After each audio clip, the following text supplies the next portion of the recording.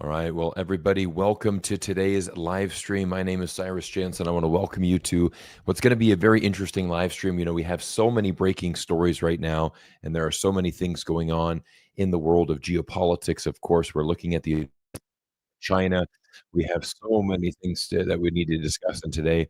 Now, the title of today's live stream is obviously going to be the fallout between Elon Musk and Donald Trump. This was, of course, big news a couple days ago. But this is what's been so interesting as being a geopolitical YouTuber is that it's almost hard to keep up with the news cycle because we have so many different things going on. And to help us get a hold of this, I'm actually going to bring in a good friend of the channel and someone that you guys know very well. And that is Alex from Reporterfy Media. Alex, how are you today? Doing well, sir. Doing well. Oh, fantastic. Alex, thanks for joining me on tonight's live stream. I always enjoy our conversations and, trying to break down the latest in geopolitical happenings around the world. It's tough, Alex, is it's hard to kind of keep up with the news cycle because you and I wanted to talk about Elon and Trump, and then within 48 hours it seems like there's so many of the things that we can talk about. So we'll talk about a lot of things in today's stream, but kind of let me know what your thoughts are on this entire Elon and Trump kind of breakdown. I mean, we saw these two. Let me just kind of set the stage here. I mean, it was very interesting when, in the early presidency, we saw Elon Musk very much he had unbelievable access to the White House. I mean, you've never seen that with a private citizen, in the Oval Office all the time, wearing the Make America Great Again hat. I mean, really Trump's right-hand man. And then now that has gone to a complete 180 with, really both of them kind of turning to social media. Elon coming out with some very bold claims against Donald Trump. I mean, we're going to break it all down in today's stream, but kind of give me your opening thoughts on what you think. Yeah, friends don't do that. Friends don't normally air their laundry in public. If Elon did have an issue with Trump, he should have phoned him up. He had his direct line and said, you know what, Don, we got a problem here. We need to talk about this. But he went nuclear on it. And I have to tell you, Trump kind of held back. He did say some things, of course, but he wasn't up in the ante here. And this does not make Musk look I don't know. I have mixed opinions on this. I've heard it from other sources as well. So yeah, it'll be interesting to have this chat tonight. Yeah, I mean, Alex, do you think it's more of is it really like this big beautiful bill? I mean, is it really Elon Musk? Is he starting to see that, we've seen, Tesla, for example, has had some big problems, right? I mean, the stock is down quite a bit. It's been very up and down. I mean, it had a nice rally as well, but then of course, when this fiasco came out, the stock got hammered. I think a lot of pressure from the Tesla shareholders saying, "Hey, Elon, you need to come and really manage the ship," as opposed to getting involved in all this government stuff. We know he was very involved with the Doge effort, the Department of Government Efficiency. Do you think that that Elon was just worried about this bill? That Donald Trump was cutting out these EV subsidies? Elon Musk has his hands in many businesses here, and Tesla is one of them. But this is a man that actually didn't mind departing with about $50 billion of his own cash when he stepped up and said, you know what, we have to give, a way for people to get the message out. And you remember YouTube and a lot of these platforms were really hammering, a lot of people's speech. Right. So, this is a passionate guy. This is a guy that wants to make a difference in the world. He felt he was making a difference in the government. And I think, he saw these efforts with this BBB, and I don't think anything American that, labels anything BBB is good news to begin with, right. Whether it's the Build Back Better or the Build Back Bankrupt, what I call it, and the, the big, beautiful bill or whatever Trump calls it. So we have Elon Musk kind of, in one sense, saying, hey, you know what? I did all that work and now it's what's it for? And is anybody listening? And I think, this is how the Americans, they pass these bills. They do them in the dead of night. And he just felt, you know what? Maybe I should have been told about this and I wasn't. Right. And we saw his reaction. Yeah, I think so. I mean, I think the underlying problem here as well, though, Alex, is that we're looking at it makes the United States government look very bad on the international stage. And this is kind of why the title Mhm. of the stream is, Elon and Trump implodes, but, is China the real big winner here? I mean, it's interesting with this is, we're going to bring it back to China and look at this angle, Mhm. because I think, obviously we know that Tesla is very involved in China. Over 50% of the cars are made in that Shanghai Gigafactory. That's worldwide. I mean, so Mhm. Elon is very close to China. He's trying to do business around the world. Like you said, he has his hand in many different ventures across the globe, and it's kind of an interesting one because it almost, I think, for many people, this split would have been inevitable. It's like we know that Elon and Trump probably couldn't have gone the distance and that this was inevitable, but I think it really shows a lot of inefficiencies in the US government. And it just, again, I'm just not a big fan of this administration right now. I'm not, I just don't, I'm not buying what they're trying to sell me. And I'm just not feeling very optimistic. I know I've been getting a little bit of heat on some platforms on Twitter, people saying, Cyrus, you're too anti-Trump, and I'm not really anti-Trump. It's more that I'm just a bit frustrated with the path that I see the United States going down. And I think we can relate this back to the trade war, Alex. I mean, how does this set Mhm. up with China now? I mean, let's maybe we can kind of pivot here to the trade war, and where we've got these big negotiations going on between China and the United States. I mean, let's kind of get your macro views on that. Yeah, the new energy vehicle market here has gone into hyperdrive. Um, just when you think it's going to slow down, I've seen nothing but nonstop promotion going on with these companies over the last 30 to 60 days here in Yeah. China. After the Shanghai Auto Show, and get this, the no show by Tesla, uh, Mm, that really kind of turns heads there, saying, well, are you too good for this show, or why aren't you here? And a lot of people had that question, but we move on and we see a lot of other companies that are still trying to evolve. The Europeans are still trying to make an attempt at this market. right. This market is not a market that's going to go away. And No. Elon Musk knows that. Whether it's rebates, that are going to save his bottom line is one Right. thing. But I was just recently talking to a gentleman that came in from Europe yesterday, 2 days ago, and he says he just doesn't understand the book value of what Tesla is trading at, and Agree. what Yeah. all the other companies here, even in China, are trading at. And that's the thing. We see volatility in the market. We see when it happens to stocks like Tesla that, yeah, you wake up with one hell of a hangover with $150 billion ripped off your market cap in less than Right. 24 hours. So, yeah, I mean, it's going to be in the benefit for China, because all China has to do is just put its head down, keep working, keep moving forward, and keep innovating. We have big companies like BYD here in China that have over 1 million employees. They Right. didn't start out as car manufacturers. They started out as battery manufacturers, and they decided, let's continue to invest. I'm not sure if your viewers are aware that BYD is a monster company here in China with over 1 million employees. And of that, 105,000 of those employees are working directly in the research and development just for the company alone. Yeah. No, I love those insights, Alex. You're spot on because, and what's interesting, and I chat all the time, but for my viewers out there, I've been a little bit quiet on the YouTube channel. I've been traveling around the world and working on different projects. And what's really cool is I spent last week, I was actually in Azerbaijan. And Mhm. so I was in this amazing country, and I'm actually got a couple of videos coming out specifically on Azerbaijan. So, the city of Baku, the capital, is one of the largest port cities on China's Belt and Road Initiative. I mean, it's been a huge, amazing asset and a huge benefit to the Belt and Road. But what's very interesting there, Alex, is I finally had a chance to drive a BYD car. They are illegal here in the United States, or I wouldn't say illegal, but let's say they're inaccessible, here in the United States, due to the tariffs and obviously the import restrictions. But what's really interesting is I had a chance to, and this is what I like what you said. I want to pick up on one thing you said is, China just really needs to put their head down and keep moving forward and keep working hard. And I mean, we know that with Chinese people and the Chinese government, that seems to be like their default mode is just put your head down, get to work, keep working hard. And I think what was really interesting is you go to, I went to BYD and I met with the owner of the dealership. This guy's very interesting, Alex. So get this. He actually has been to China many, many times. He actually went to China and said, we need BYD in Azerbaijan. So he actually used to do a lot of trade between Azerbaijan and China.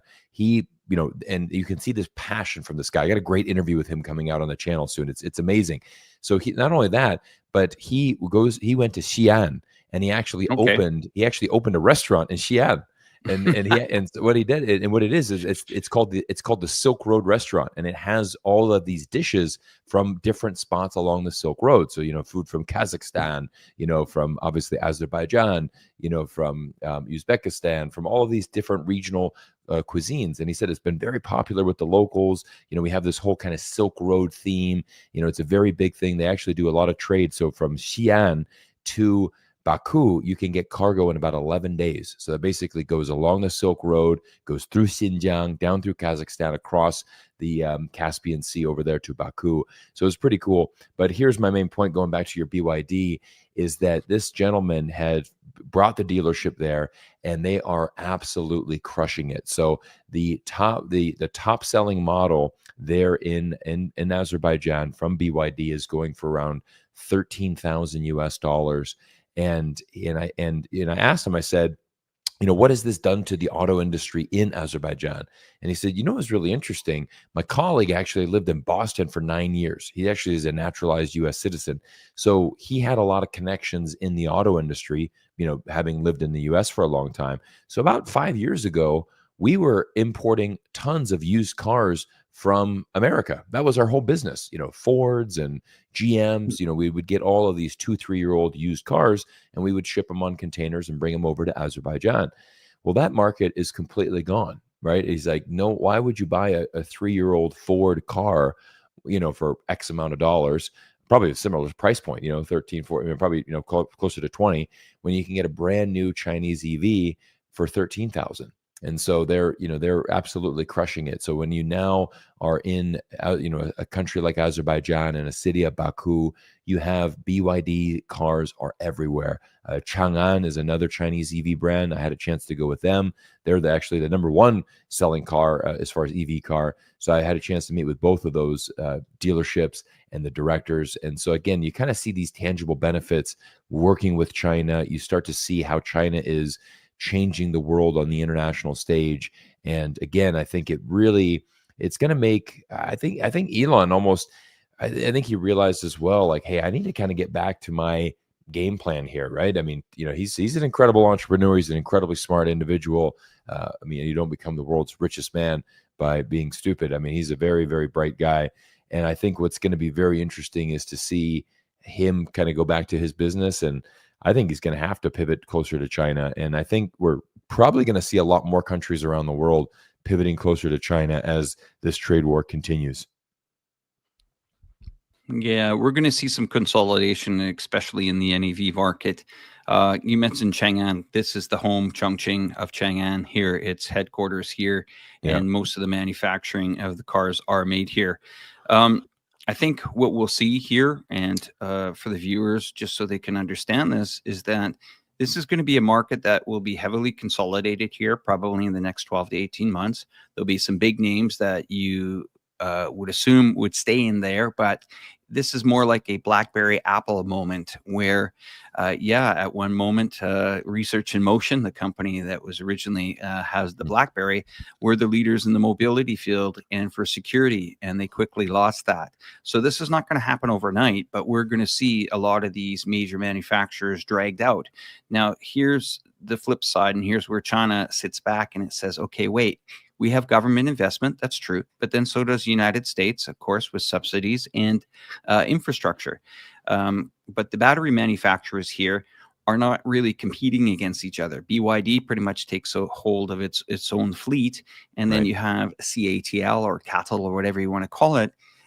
They are a non-competitive battery manufacturer where they will go in there and they will support new automobile companies. So it's not, one for himself, the other for himself, and let's battle to the death. So there are companies here, and no one in China wants some of the other manufacturers to go under, and some of them actually save them, whether it's to just transfer some of the R&D.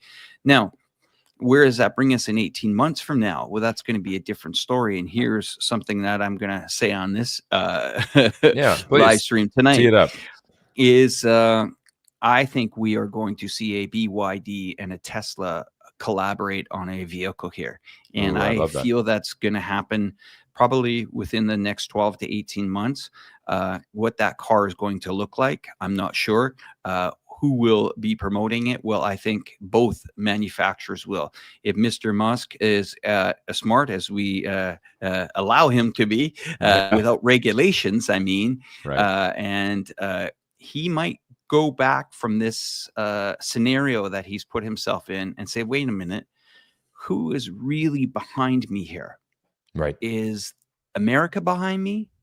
Burning my cars down, ripping 150 billion off my market cap, and me just wanting to be passionate about the market? Or is my factory that's sitting there in Shanghai?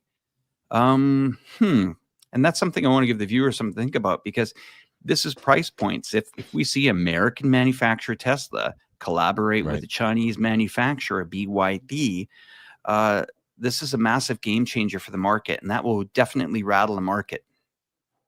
Yeah, I mean, I like so we've put it out there first. So Alex, you're calling it here in June 2025. You know that's what's going to happen. I like that call. I mean, to be honest, that's something that I think you and I talked about on an earlier live stream, where when we were looking at this Trump presidency and where when he started and kind of what were the goals with this. I mean, we knew that Trump would be tough on China. I mean, he campaigned on that, right? He talked about the trade deficit. He talked about tariffs. I mean, this is not a surprise. I mean, you and I were very well aware of that. And I think, a lot of people in the market knew, I mean, this is exactly what Trump talked about. But I was hoping that there would be a little bit more of a strategic partnership. For example, I mean, like you said, like I said, you can't get BYD cars here in the United States. But what if you do have a collaboration and of some sort, and I think that would be the win-win. I mean, on this YouTube channel, Alex, we're all about win-win partnerships. I mean, like you said, CATL or CATL, the number one battery company in the world. I mean, they're the Chinese, the reason that they are so dominant with the electrical vehicle industry is because of the battery, right? It's the battery technology. Chang'an, when I was there in Azerbaijan, I was looking at their model. Their basic model, it goes from 30% charge to 80% charge, within 30 minutes, and that's because of the battery technology. So, I mean, your Tesla, it does not charge that fast. I mean, only on the supercharger, but still not nearly as fast as that. And I mean, and I think CATL, I mean, they're having these, I mean, it's going to be very quickly within a few years that, you're going to be able to charge 50% of your car within 5 minutes. It's going to be very comparable it's here. Yeah, it's already there, right? It's already there. Yeah. I thought so. Yeah. So, I think it's, it's exactly right. So it's already there. That's why. So, the thing that we need to really look at, and I want our viewers to understand, is that China's not going anywhere, right? These EVs are only going to get better. Like you said, I thought we were at a point where things were going to slow down. I thought that, just when I thought that the EV industry was, maybe not going to be as robust, it's like, no, there's more R&D, there's more efforts, there's more. And I'm excited to get back on the ground. I think, happy to announce I'm about a week away. So a week away from flying back to China and getting back there on the ground. So looking forward to obviously meeting up with you, Alex, at some point. We're probably going to meet up in Chongqing, record some videos together, or elsewhere, wherever our travels take us. But yeah, I think it's, this would be an amazing thing. I would love to see. I think that would be a true win-win for the United States as well. Imagine if BYD were to collaborate with Tesla and they go to Detroit and actually open a factory there, providing American jobs, but bringing the good Chinese technology that, like we've pointed out in this live stream, is so vital and honestly can't be replicated or replaced. And that's why, you need to be working with China. Huawei was on that mission. They were trying to do that with major manufacturers in the United States. They were trying to get in there to save Motorola. They were trying to get in there to save Nokia. And they were trying to save the telecom companies, AT&T, a lot of these companies, by supplying them with 3G, 4G at the time. Right. But we saw what happened with that, and that unraveled not very well with one of the major managers of the company, or corporate people of the company, that was put in prison for a couple of years or under Yeah. house arrest. So, to see the positive side of this here, I think both countries have kind of said, okay, wait a minute. United States wants the golden age back. They can have it back. We are at a remarkable time. I know the new energy vehicle is a hot topic. Unfortunately, we can't deviate away from it because it's every day of our lives here and every day of people's lives in North America as well. It is a hot topic, whether it's, the Trump administration talks about steel tariffs, moving them up. Well, that affects automobiles. Right. If they're talking about research and development, that affects automobiles. If they're talking about subsidies, so it all plays its part. But, there's something else that I want to say, that, the average consumer, and this is where it changes. I don't know what our average consumer, or, the average age of our people watching live streams, but I can tell you, anybody that is getting into a new car here in China, and remember, this is a population of 1.5 to 1.6 billion, with 19 million babies born every year. The youth always wants to find something trendy. They get into cars now, and when they open the doors to the cars, they do know who the battery manufacturers are. They also ask for other things. Is a battery swap. Battery swap means that they are buying a car and not have to worry about the battery for the next 20 years, because they can swap them out just like they do at a service station. They go in, they buy a bag of Doritos, buy a Coca-Cola, switch the battery, and they have a new battery for the, pretty much guaranteed for 20 years. The other thing that the youth are looking at now is safety. How can this car save me? Well, it's equipped with LiDAR. LiDAR technology uses the Baidu GPS system that is more accurate. It can tell a car in fog with massive rain that you can't see with zero visibility out of your window, but these cars can see 2 kilometers in front. They can also, when the youth get into the car, they want zero gravity seats. Can my friend have a massage? Can I change the onboard lighting? Do I have connection to 5G connection? That is pretty much all the car manufacturers now include a free 5G connection as long as you own the car. I mean, how great is that? You want to, so it's stuff like that. It's onboard gridding, it's offboard gridding. These youths are used to smart cars, not dumb cars, and that's what they're going to be buying. Yeah, that's just where the trend goes. Yeah, absolutely. I mean, I'm really excited to share this video that I recorded in Azerbaijan, because I was just so happy to have access to these cars for the first time. And Alex, I was in the Chang'an showroom, and I saw the I believe it was the Avatar 12 model, but they call it the 1-2, actually. Oh, the one. Oh, nice. Oh, the 1-2. Okay, so the Avatar 1-2. Thank you. I'm not as savvy on my Chinese EVs. Sorry, because, man. No, I don't get the access to them. But don't worry, we're going to be riding them in Chongqing together. Absolutely. Maybe we go together to the Chang'an factory in Chongqing. Promise. And make some videos together. But no, it was amazing. Is you have a price point of 56,000 US. And I mean, it's incredible. I've never seen a car as advanced as that. I mean, even, there's no mirrors on the sides. They're actually just little cameras on the side. And then you have a full dashboard with all of the cameras inside. And the guy's like, yeah, just push this button. You get a full, like you said, full body massage, like the S-shaped massage. So it's, getting your bum, your lower back, your upper back, your shoulders.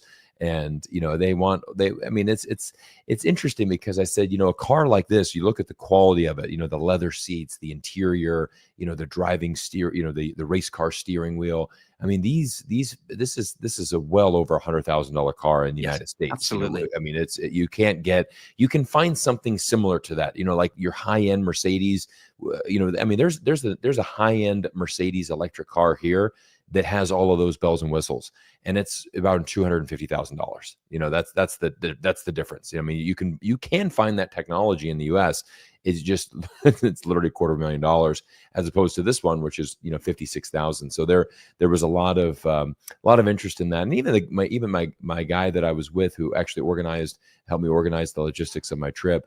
He's from Serbia, and he said, "Gosh, these price point is amazing. You know what? I might make a trip out of this. Maybe I buy an AV in Baku, and I'll just make a road trip for a few days, drive it back to Belgrade, and just because I can't get that even in Belgrade. The prices are a little bit higher. So such an attractive point in Azerbaijan. But I think we're kind of going off on a little bit, talking about EVs. I know you and I are very passionate about that. We're talking about this. I want to talk a little bit about. I want to shift here, Alex, to the next thing is going to be the trade war, and kind of where we're at with this right now. I mean, we've seen. I do want to bring up a couple of recent articles that I find that very interesting. I mean, this is on Asian Times. You can see, Xi calls Trump's bluff and wins time and time again. Even this morning, I saw this on Forbes. Trump should get the hint that Xi is just not that into him. I mean, what an amazing, article on Forbes that just published a couple of days ago. Let's get your thoughts on, on this, Alex. Let me tee this up. So we're in the middle of this 90-day pause, right? We've seen, so everybody that we're all up to speed. Obviously, April 2nd was Liberation Day. Trump announces these massive tariffs on every country in the world. At one point, tariffs go up to 145% against China, which obviously is an embargo. I mean, that's an embargo. People are not going to be importing any goods, from China into the United States. All of a sudden, that becomes very, very clear with the U.S. markets. They start to tank the U.S. economy. Red flags are going off like, hey, this is really going to hit us hard. And Trump all of a sudden pivots in less than 30 days, pivots to the point where we're at a point now where I believe it's 30% is the tariffs. And, obviously China still has a lot of restrictions, for example, rare earth minerals, which we'll get into a little bit later. But, now we're in the middle of this negotiation, and, let me know your thoughts. I'd like to hear your thoughts on this. We haven't spoken on this. So what are your thoughts now as we're in this pause and kind of they're going through this negotiations? It's reputation. It really is the reputation. It's kind of like going to the store where they say we got 50% off. Just kidding. And then putting the prices back up when you get to the front door. Right. So, it's a reputation thing. And we've all heard, never cry wolf, right? Right. And no one's buying it anymore. He can say 20, 30, 40, 50, 500%, whatever.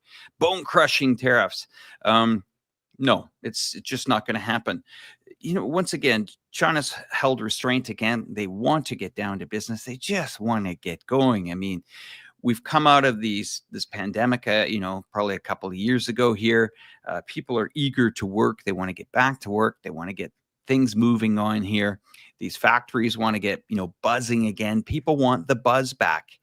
They don't want the BBB, and I think, in that bill, I'm not going to deviate from what your question was, but that plays a significant importance on, what's going to be going on here in trade in that bill. There's a lot of things that they are benefiting from, or allegedly benefiting from, saying that, hey, we're going to be able to keep these tariffs in, this 10, 20, 30% mainline tariffs in, which will help pay back, this $2 trillion BBB bill that we want to enforce. And I'm going to tell you now, Walmart's already went forward and they said, you know what? Yeah, we're raising prices already. So the consumer, again, I had a little look at real estate prices in the United States. And I have to tell you, I'm absolutely shocked. I don't pay attention to U.S. real estate prices, right? Yeah, I'm paying attention to, I know. So I'm paying attention to Southeast Asia. Yeah. We see some moderate moves each year, a little bit here, 5% maybe. And, not flat lines or any decreases, but just kind of like, steady move up. And then I'm seeing the cost of houses in the United States and even Canada. And I'm just sitting there going, how is this inventory moving?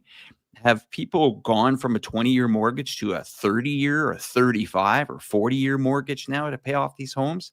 I'm not convinced that this, this trade is going to benefit anyone here, or even putting tariffs on these businesses. A lot of these businesses are hurting. And here's the thing. We only hear about Walmart. We only hear about, the big box stores, the Amazons, all that.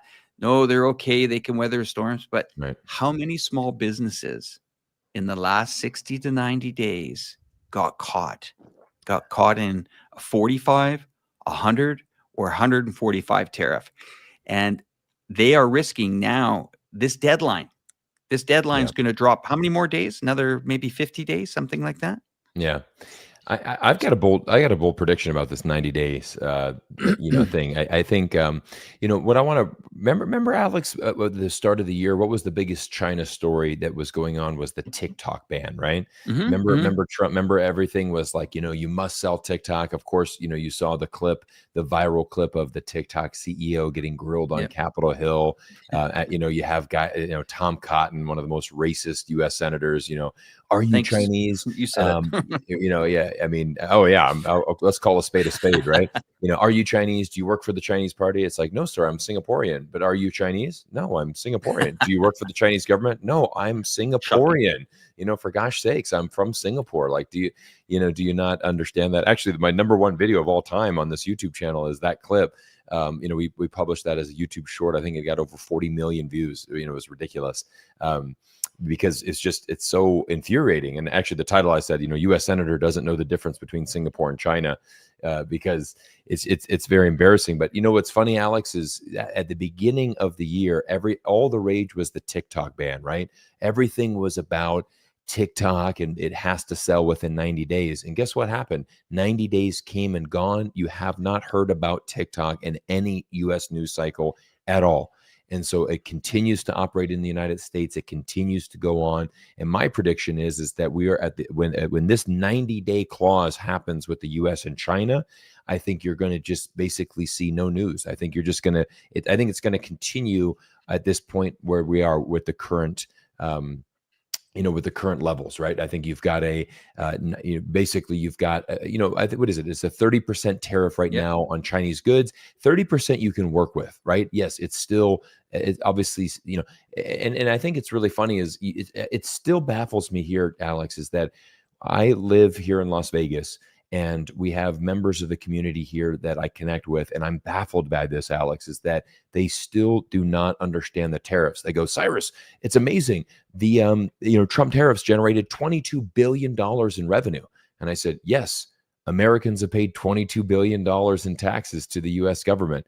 And they're like, what do you mean? I thought China pays the tax. I'm like, for gosh sakes, dude, you're a dentist. Like, you're a doctor. You're a smart individual. Like, how do you not understand how this works?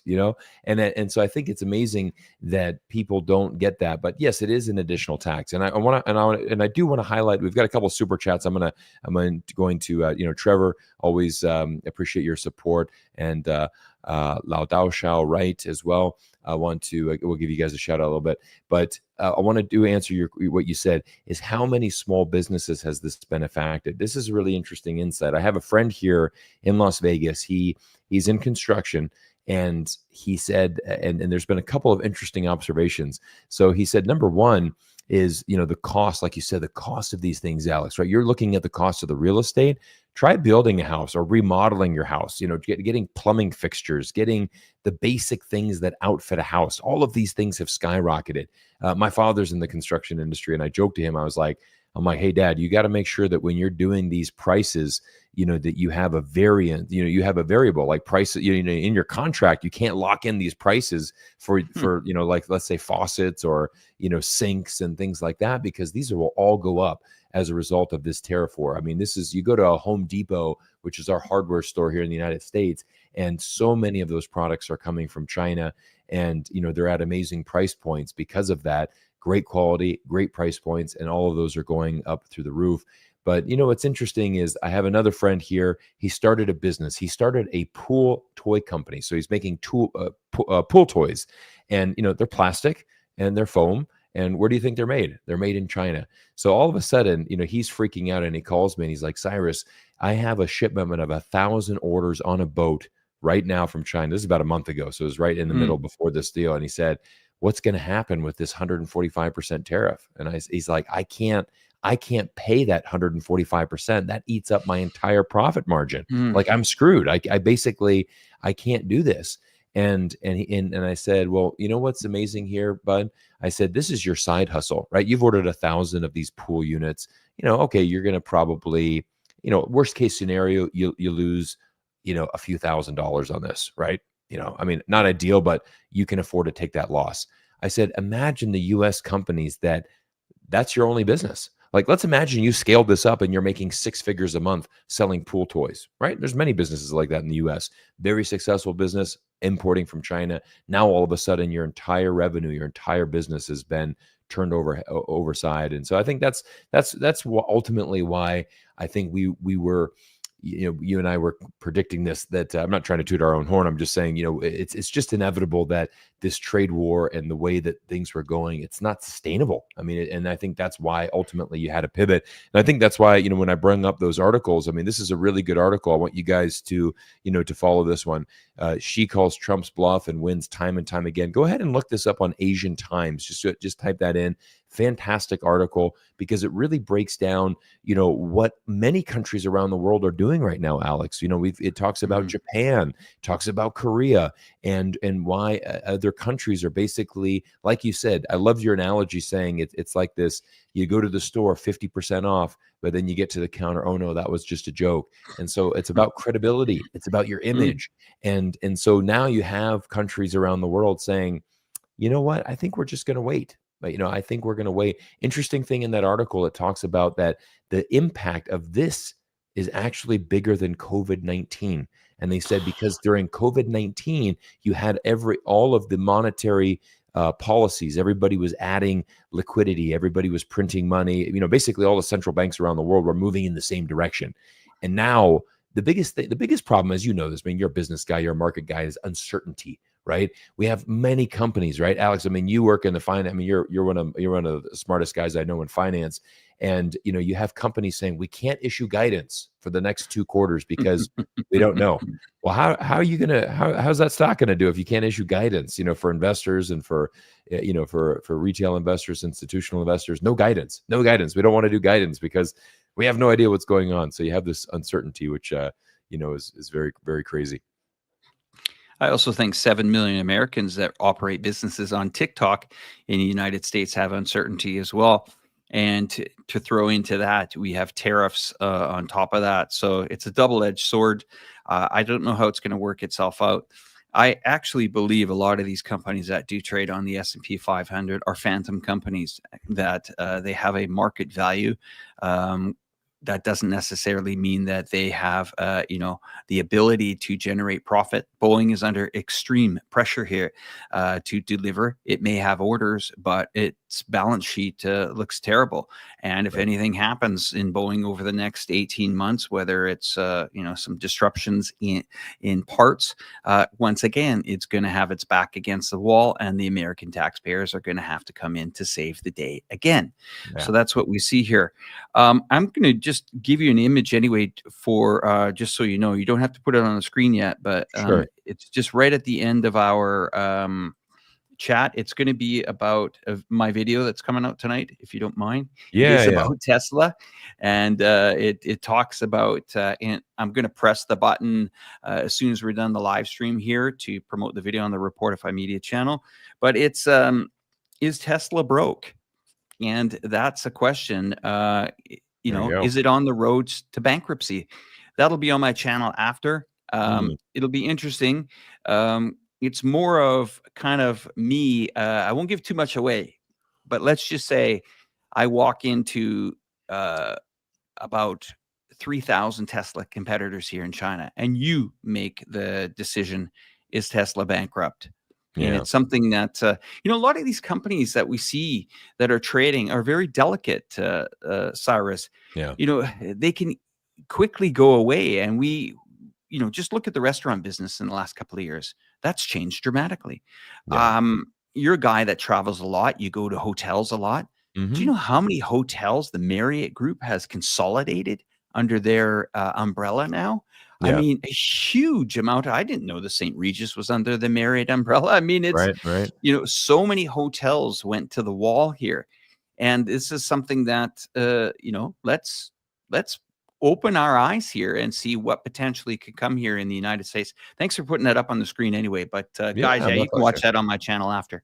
Yeah, Cool. fantastic. Yeah, great. I'm looking forward to watching that, Alex. I always enjoy your videos, and Thank you. and also just a little side note, Alex, you know what? I love Alex's channel because he brings us to a lot of trade shows, and just cycle through his last recent videos because so much of it is, hey, I'm at the the Canton Fair here in Guangzhou, and you have a great presence, Alex. You have a great energy that you bring that really shows. You really feel like, hey, I'm coming to the Canton Fair with Alex. You really feel like you're along for the journey. But it's It more, was it's it, more. it was you that pushed me into it, man, and that's Yeah, why I kept it up. dude, Yeah, I think yeah. you do. I think you do a great job. I think you do a really Thanks. good job. And it's more. And this is what I'm excited for, guys, as well. As I'm a week away, so the 14th of June, I'm flying with my family. We're going back to China for the summer. We're going to be there for almost 2 months. Very excited. We're going to be based in Guangzhou. That's where my wife is originally from. So we've rented a serviced apartment that we're going to stay in. We're super excited, but I'm excited because we're bringing this YouTube channel back to China. I'm going to be collaborating with Alex. We're going to be going to factories. We're going to be interviewing expats on the ground. We're going to be, bringing you those insights that you're not going to find on traditional Western media. That's how we've built up these YouTube channels, because we were trying to give you the real insights into China that you really want to see. And I think what's interesting here, Alex, is there's such a need for this, right? There's such a need for people to understand the truth here. And before I forget, I do want to give a huge shout out to our amazing supporters here. So Ladosha. I hope I Yep. said that right. Ladosha Wright, powerful information and observations. Ladosha, thank you so much for your support, your super chat. I appreciate you. And Trevor Norman, huge supporter of the channel and a long time. This is we're going to. How do you both see the Trump Xi talks turning out? I have a good take on that. We're going to get into that in a little bit. Trevor, thank you for that.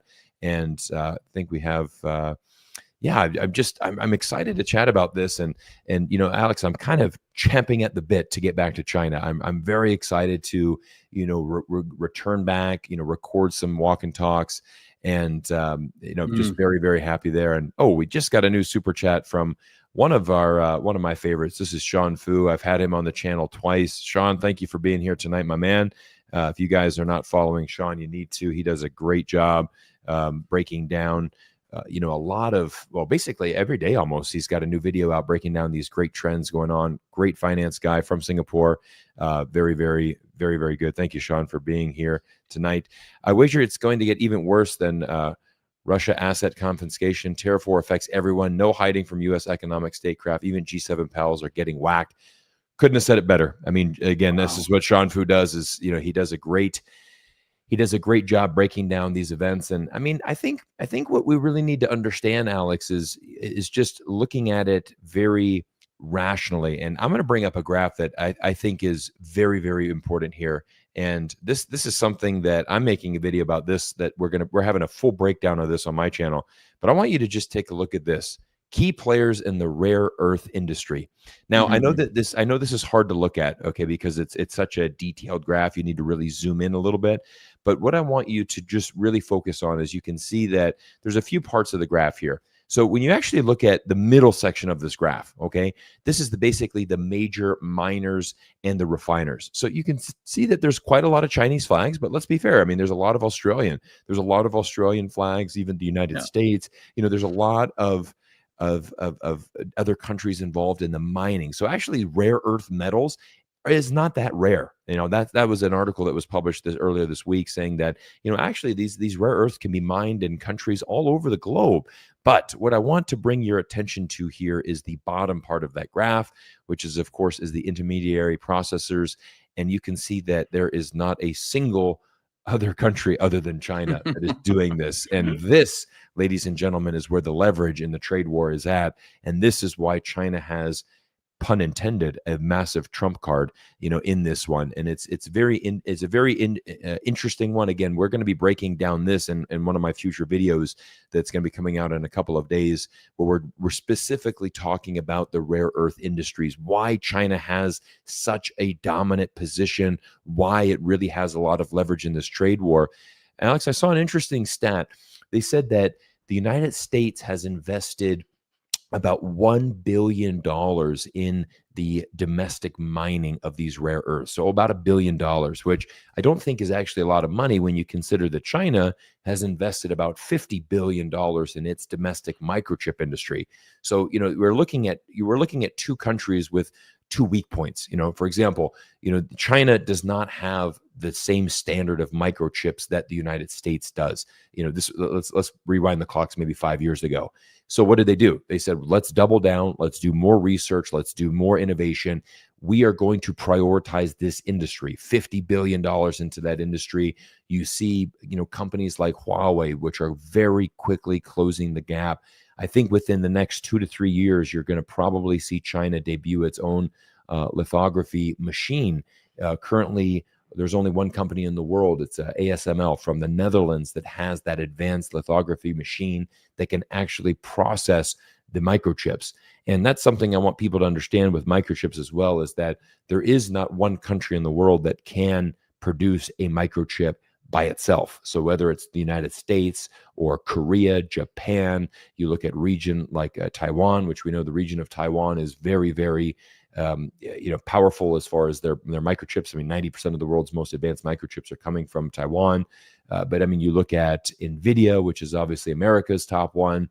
It's the microchip is so interesting because it's a collaborative effort, right? You need countries and regions around the world collaborating together to advance this. Like I said, you need that machine from the Netherlands. They're the only company in the world that produces it. But I think China is doing a good job, and they're very quickly closing this gap. I mean, we've seen since we've started our YouTube channels, I mean, the how much that reduction has been, right? Let's say that the US was at 5 nanometer size and China was at 20. Well, now it's at, China's at 5 and the US is at 3. I mean, that gap is closing very, very quickly. And I think somebody earlier in the chat said, within 10 years, all of the microchips are going to be coming from China. And, we can talk about microchips and all of this thing, but I wanted to bring up that rare earth one because I think that one's important, Alex. But let me know your thoughts. I mean, we're recording a little bit early. Today is Sunday, and I know we have, I believe, the United States and China representatives are meeting in London tomorrow to kind of hash out a deal, potentially talk about something. The rare earths is going to be a main talking point. So that's why I brought up that graph. But let me know your thoughts as well. Yeah, rare earth is something that's been tossed around a lot. I think a lot of the reason why there wasn't a lot of money put into mining this stuff in the United States was the regulations, the environmental regulations. Now Right. with this administration, it seems very bullish on that. But these things take time. It's like starting up a jet engine and just, to get it off the runway is another thing that's been sitting dormant for decades. So it's Right. going to take some time. But once again, this is another opportunity for the United States of America to team up with China when they both know that what they both need. There is one nation, though, that I think a lot of people have kind of ruled out of this equation, and that is Russia. Russia is a very vast country. It's large in size. It's massive in minerals. It's amazing in gas. It's a country that is full of natural resources. And who is its number one trading partner right now? That's Right. China. There's a strategy going on there. There's a reason for that. Right. This is where China can put politics aside. Now, viewers might say, well, wait a minute. How can they put, politics aside? Russia's involved in a conflict. Right. Well, currently, so are other major countries around the world involved in conflict. Our government, our Canadian government's involved in conflicts. The American government gets involved in conflicts. I'm I sure don't the viewers will say it. Go ahead. I don't know if my government's ever not been involved in a conflict. I mean, that's kind of I what was we trying. do. I was trying to be polite here. Yeah. I was trying. I was trying to skirt around, and I was waiting for somebody in the comments to fire up, but you did first. So okay, Yeah, I'll take that one. let's. I'll take that one. Okay, so the thing is that now you have a country that really knows what relationships are all about. I mean, that economy in Russia, I just recently visited Russia a couple of weeks I ago. was gonna bring that up. I didn't know if Yeah, you wanted to talk about that, but let's I'm bring it happy up to. later. Okay, sure. When you're ready, let's bring it up. Okay, But perfect. I'll just finish my bit on this rare earth here. Yeah. So, I mean, that graph that you brought up, it's not surprising that there's China all over there. I mean, Yeah, I was supposed to it's a bring that up for country that, everybody just one yeah. more time for. And another thing I think our viewers have to understand is a lot of this is not private enterprise. This is not guys going down there with mining claims, with a lot of companies out there trying to find this or that. People ask me, how do all these roads and these buildings and this infrastructure gets paid? China Right. needs 20, 30, 40 billion. They sell some resources. They sell some gold. They sell some silver. They sell Right. some, natural resources. And that money actually goes back into the funding of what is good for people: new airports, train stations, roads. So that's kind of how they do it. Yeah. Over to you. No, I think so to kind of answer Trevor's question and what we're going to negotiate here is I think what I look at here is I look at what Donald Trump is saying and what he's doing, and many of you might have seen this, but there was Donald Trump sent out a tweet or a post on Truth Social at 2:17 a.m. Talking and so a lot of people looked at that time and said, wow, what president is tweeting at 2 o'clock in the morning.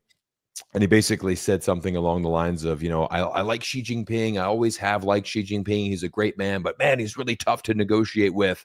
And, and so it's kind of, I do want to kind of get into the Chinese angle, because I think what's really been interesting about this, Alex, is I think that you've seen the country of China has certainly, united themselves. And I think that, many people are in this for the long run. I mean, one of the things that we need to really understand, I had a chance to interview Sean Ryan, who's a, 4-time best-selling author with books on China. I've interviewed him multiple times on the podcast. But, he said, Cyrus, what's really important is to understand the 100 years of humiliation and what China went through before. And basically, this is a kind of a bullying again and saying, look, you need to succumb to us, right? You need to listen to what we will tell you to do. And what's very interesting is, people don't forget, like, how did China respond, right? China, Trump said 100% tariffs. China responded with 100% tariffs. It went up to 145. China responded with 145. So China has been retaliating or basically meeting the U.S. with their trade war. And so you have this escalation. So it was constant escalation. The United States pushes, China pushes back. US pushes, China pushes back. So it's not that China is giving up. It's very much saying, look, we are in this for the long run. And I think what's very funny is you have some signs early on from Donald Trump that that he was desperate to make a deal, right? He for example, he came out and said, I wish that China would call me, that way we can tame this trade war down, right? We need to take the tensions down a little bit. So China, why don't you pick up the phone and give me a call? Well, as soon as you say that, you've essentially showed your cards, right? You know that the Chinese are looking at that very intently. Again, you're sending out a tweet at 2 a.m. saying Xi Jinping's a great guy, but he's tough to negotiate with. Well, I don't think Xi Jinping's awake at 2 o'clock in the morning wondering what Donald Trump's doing, right? I mean, they're, again, like one of the things you pointed out earlier in the stream, Chinese very much keep their head down, get to work. We have a plan. We're going to execute the plan. We're going all in on EVs. We're going all in on AI. We're going all in on microchips. By the way, we're going all in on infrastructure because we're building, incredible high-speed rails and airports and everything that our society needs for the future. Oh, by the way, we're having a reduction in workforce, right? We have an aging population. Within the next 20 years, China's going to lose 200 million workers because of retirement and death, etc. So what are we doing? Well, we're building dark factories. We're building factories that we don't even turn the lights on because they're all automated. They're all robots. Humanoid robot technology, China's leading the way. Drone technology, China's leading the way. So you see these industries that are being supported by the Chinese government, and you see the direction that they're going. And so I think, I mentioned that earlier, and I brought up that graphic for a specific reason. China does have a very strategic upside in the sense of this rare earths. They have the processing. You can't go anywhere else for that. What's going to happen on Monday? I don't think you're going to see a big breakthrough. I don't think you're going to see some magical deal that's going to happen. I think that you're going to see a bit of caution from the Chinese. I think you're going to see a bit of caution from the U.S. administration. I think what we're going to see is you're going to see maybe the Chinese will start to allow some exportation of some rare earths. Okay, we're going to allow you guys to have some, but what's interesting? I saw another article on the Wall Street Journal, Alex, this week that said U.S. auto industry. So this is the interesting one. It's these certain magnets. So it's these magnets that they're needed for the auto industry, and that's where the rare earths are going. But they're actually looking at American companies are actually looking up at setting up operations in China. That way that they can get access to those rare earth minerals. So how about that for a headline? This was a major story on the Wall Street Journal. I'm going to try to bring that up, but Wall Street Journal. And yes, and here it is. I'm going to just bring this amazing. up. It's actually yeah. It's amazing when you think about it. It's pretty incredible, actually, right? I mean, when you think about how that happened. So I'm gonna let me see if I can bring this article up for everybody. But yeah, I mean, I think. Do you think any breakthrough that we're gonna see, Alex? Are you looking for a massive breakthrough on Monday when the U.S. and China meet? Not at all. Not at all. Yeah. No. Not at all. And I think I mean that in the best way. I would like for them to not have this standoff. But I mean, we'll see. We'll see what happens. Yeah. I did find that article. I'm just uploading this to our back end studio here, and we're going to bring this up. This is a really interesting article. You guys can just Google search this, but this is basically from the Wall Street Journal, published a few days ago. Automakers race to find workaround to China's stranglehold on rare earth magnets. Major manufacturers, fearful that they will have to shut down assembly lines, consider moving some parts production to China. So again, I mean, that's an amazing headline when you look at U.S. auto manufacturers are actually considering moving some of their operations to China just to get around these restrictions. And if that doesn't show you who has the leverage in this trade war, I don't know, what will. So that's a very interesting one. It's mind-blowing. And I think the average person, again, they don't recognize this until it gets to the store shelf when you're about to purchase something and you find that is either out or the price has skyrocketed. And we saw that during the pandemic. And I think that comment about that this could be worse than the pandemic, it's totally accurate. Yeah, absolutely, for sure. Yeah, absolutely. Get a new super chat from Lao Shimazaki.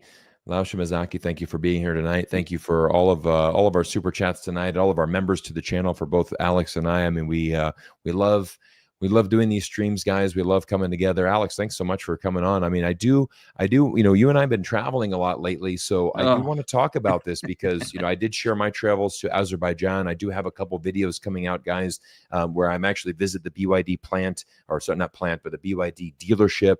I get a chance to test drive the BYD car in Azerbaijan, which was great. But, I also want to share kind of a little interesting direction on the channel, an unusual video for me, but it's going to be sharing about the Belt and Road Initiative and what China's doing, and the port of Baku, Alex, which has doubled in size in the last 2 years because of all of these shipments coming from China.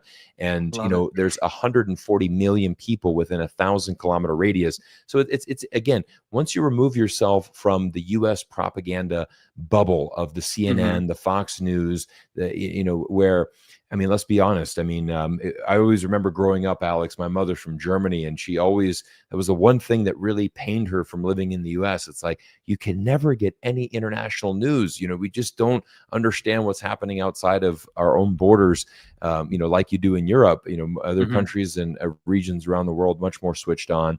But Alex, you went to a country that is high on my bucket list. You went to Moscow. You sent me a nice photo there from Red Square. I mean, I'm very interested in learning about this, and I actually do have some interviews coming up about Ukraine. I mean, we have Patrick Lancaster, who's been a guest on both of our channels. We've done a live stream with Patrick. I mean, he's on the grounds there. But I want to get your thoughts. I mean, I know you were in Russia, so kind of let's pivot there and tell everybody a little bit about your journey. And what did you learn? And I think a lot of people have written off Russia, obviously, in the West, but what was your experience like? Yeah, this is it's a little complex. I mean, I actually haven't really talked to anybody about this, and I think this is kind of and I appreciate the moment because this is the first time I've actually kind of aired this out. Yeah. Um, I was invited to Russia, and it had a lot to do with my coverage, and of course, coverage of other YouTubers like yourself who are open-minded to hearing, both sides of a conflict. And a lot of it had to do with my friendship with Patrick Lancaster. I was invited to Russia, but it did require a lot of security clearance because, well, it wasn't just me going into Moscow. It was actually me going down to the front line in the Donbass region. Um, just give you the fast forward story of it. It's um, I got my visa, headed to Moscow. That wasn't easy, as you know, that most airways over Europe have pretty much canceled flights to Russia, Right. vice versa. So those air ranges are closed to both nations. But Right. landing in Moscow, a city of 12 million, looking at the arrival boards and not seeing one single flight from Europe was quite a surprise from what I was used to when I Right. visited many years ago. Pivoting to my right, I noticed that there were no ATM machines, but there were cash currency machines Hmm. and a new banking logo that I never saw, a new card system, a new banking system. It's like you land on a different planet. Also noticed the mobile phone card suppliers were rapidly changed. Things were not necessarily easy, but to my surprise, heading into Moscow, the city looked very vibrant. I noticed something else while I was there, that the GPS system was shut off. Hmm. And I asked, why is the GPS system shut off? And they said, well, incoming drones. I said, incoming. I Wow. said, incoming. I said, okay, how long has this been going on for? Haven't heard about it in the Western media. Months now, Alex. Okay, got it. Um, got to my hotel, met with security team. The security team then said to me, okay, we're going to take you down to the Donbass region. There's going to be 15 checkpoints on the way down there. Be ready at any time. They could be 1 hour, 2 hour, 4 hour, whatever. Coming back and being here and seeing what's happened over the last few weeks, I can understand now why those checkpoints were in place. Right. Very clear. Unfortunately, some things got through those checkpoints. But heading down there it took me 21 hours. Now, people would say, why don't you just fly down there? Every single airport since 2014, 15, and 16 have been destroyed by the Ukraine government and military in that area, whether it's Donetsk, Luhansk airports, Mariupol airport, or whatever. They no longer function. Driving on the road down there, I will tell you, the viewers, one thing, that this is a country that its highways are full of artillery, not going away back towards Moscow, but going forward Hmm. into the Interesting. region. So arriving there, we then arrived at the security control. They call the new territory, they call it pretty much the new territory Right. for Russia. When you get down there, you start to realize this is the first time in my life that I have actually seen cities completely destroyed. I'm talking on the Russian side, the new territory here, we'll call the Donbass region, Luhansk, Donetsk, Mariupol. I visited the Avastal, where the massive fight, one of the biggest fights since World War II was. But I'm going to be very clear. This region has suffered dramatically from the sky. I don't think there is enough glass in the world to repair the buildings that have been shattered. And Right. I didn't see just shattered military buildings. I saw shattered schools, churches, shopping malls, roads. Um, Walked in parks where there's grenades on the, small little mines all over the park. This is not an area I recommend any viewers traveling to. You probably wouldn't get in there. But I have to tell you that the devastation that people have gone through is not just one-sided here. So I was given the ability to go down there. I have to tell you that in the last couple of weeks. It's been really hard to actually, I don't know how Patrick Lancaster does it, to close his eyes at night, to see what I've seen and to see the destruction. It is, I'll leave it at this, on a biblical portion on, and a lot of that stuff, Cyrus, wasn't from 2022 forward. A lot of that stuff, that infrastructure. And you know what? I did a lot of interviews down there, and one of the main things some of the youth was saying is, we really hope we get our water, more than twice a week back. We haven't had it back since 2014 when the Ukraine government shut it off. So, it's brutal. It's brutal on both sides. It is. Yeah. I would love to be able to travel to report on the other side. Unfortunately, for security reasons, I've been told that that's a no-go. So I decided to go down and see this side. I do get my fair amount of the other side on the news because it's pretty, it's out there. Yeah, I'm open to any questions that you got.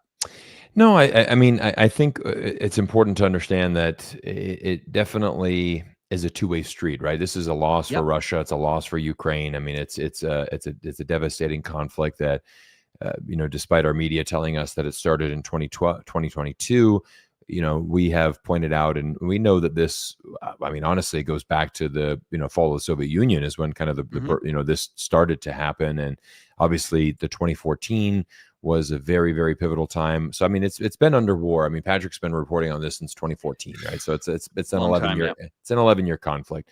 And unfortunately, Donald Trump had come in and said, I'm going to be able to solve that within 24 hours. Actually, he did say, I'm going to be able to solve that before my inauguration day on January 20th. We've seen, the recent escalations. We've seen, Ukraine launch a very surprising drone effort, in order to destroy some jets from Russia. I believe night before peace agreement, by the way. Yeah, I think the number now, that I think the U.S. State Department has said that the number is less than what was initially reported. But I mean, nonetheless, it was a devastating blow. It definitely. It's a tough one because it's like, what are we doing here, right? What is the end goal, right? What is the end result here? And I mean, war is a difficult situation. I mean, and it really is. Yeah, I mean, I actually learned a little bit about, Azerbaijan and Armenia. I mean, they had a massive, war that actually.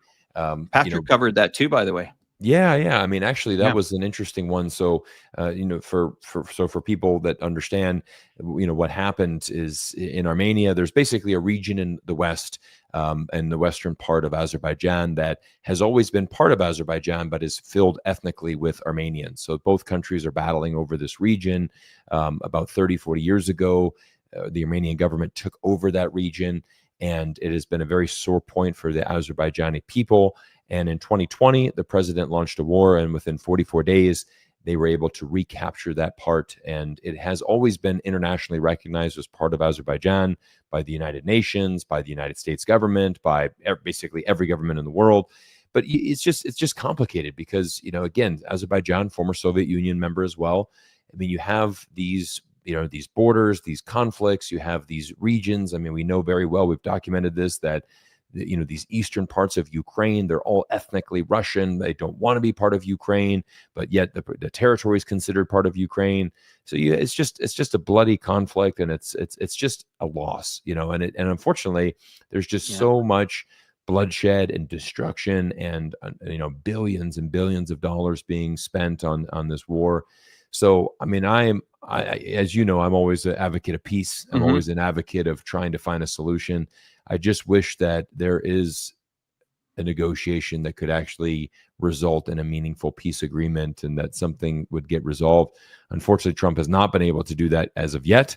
Will he be able to? I'm not sure. I do have some interviews going out later this week. We're going to be interviewing a few more people, some generals and some colonels that are going to be sharing their latest updates, from Ukraine. And it's a tough one, but I think it's good, Alex, that you had a chance to go to, Russia and actually see it firsthand, and certainly do that.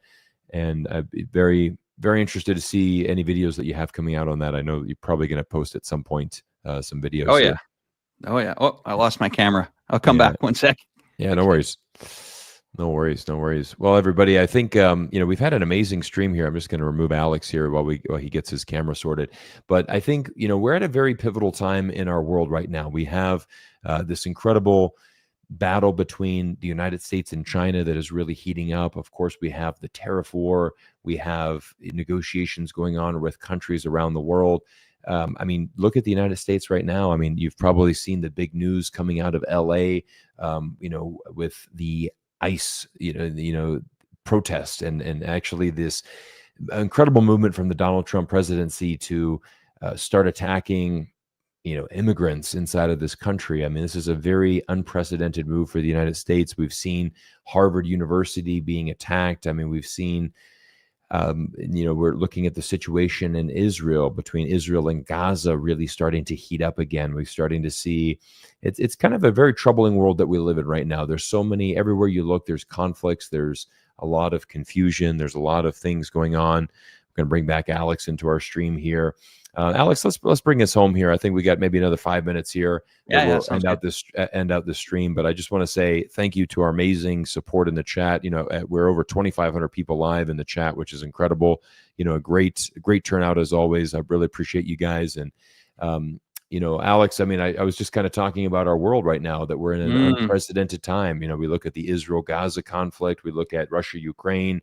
I mean, look at what's happening in Southern California right now, with these protests and these, National Guard being displayed, released, into the public, and a lot of uncertainty right now. So I think, in this times of chaos, we need to keep a cool head. We're certainly going to try to bring you guys the best reports that we can, on the ground around the world. We're traveling, we're trying to do our best to cover it. And I guess my big thing is we're going to shift our focus a little bit to China. Alex, I think there's such a disconnect. I'm going to call out this one YouTube channel called Business Basics, which has been blowing up recently. Crazy. It's just crazy. It's crazy because of the views that this guy is getting, which is just utter fabrication. I was trying to watch one of the videos, and it's like, well, Chinese citizens have raided a building in Beijing. They've killed, government officials. Everybody in China is protesting on the streets. All the factories are closed down. And it's amazing how much manipulation. I mean, this is to the likes that, I don't even think Gordon Chang would be going down this line and lying at this level.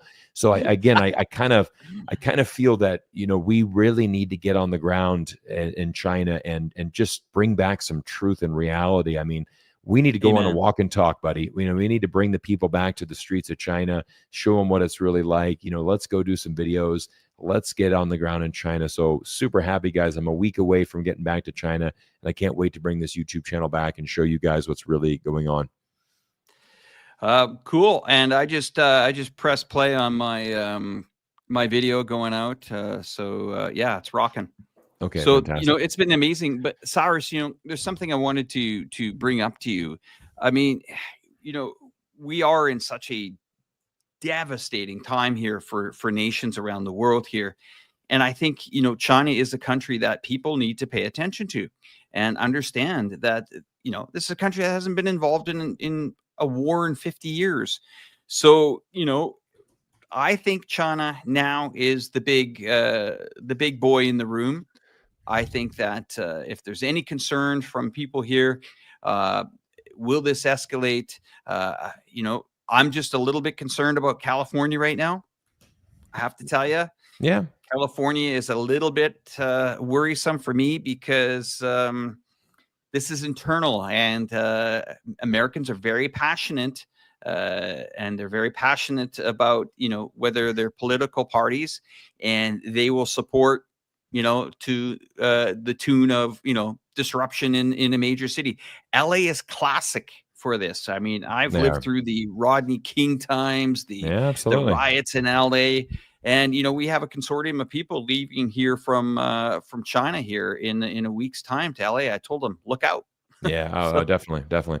Well, right. Alex, it's been a pleasure, my friend. Thank you so much. We're going to leave everybody with our outro, and I want to thank you all for being here. We're going to do more live streams and more shows. Watch out. Go check out Alex's channel right now and watch that video about Tesla.